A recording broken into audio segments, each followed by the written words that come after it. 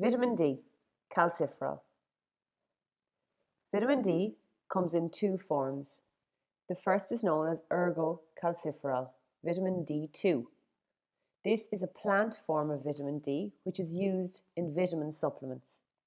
It's created when the UV light shines on fungi and yeasts, converting ergosterol in the outer cell to ergocalciferol.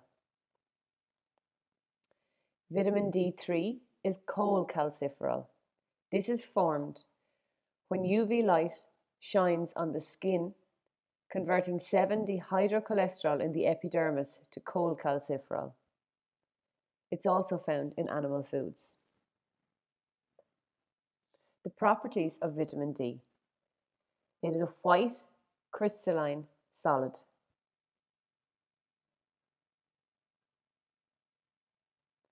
It is heat stable. It's unaffected by cooking or preservation methods.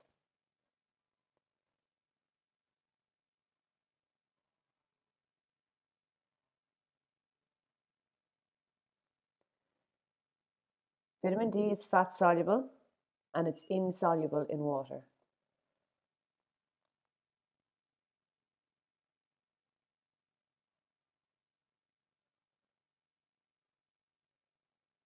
It is unaffected by acids, alkalis, and oxygen.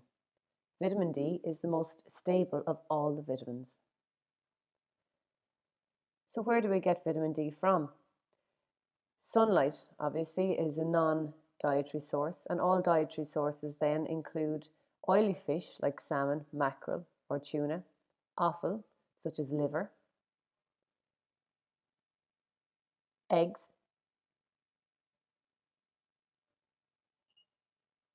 fortified milk, milk which has been fortified where vitamin D has been added to it,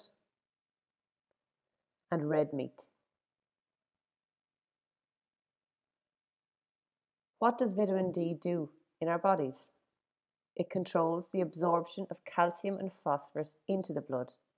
It also regulates the amount of calcium and phosphorus in our bones and our teeth, which affect bone density. And it also regulates calcium levels in the blood. If blood calcium levels are too low, it stimulates the production of a calcium binding protein, which is needed to absorb more calcium. If we don't get enough calcium, what effects does this have on our body?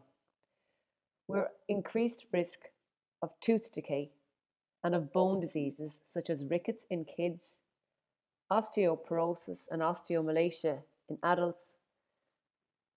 And osteoporosis is where the bones become less dense.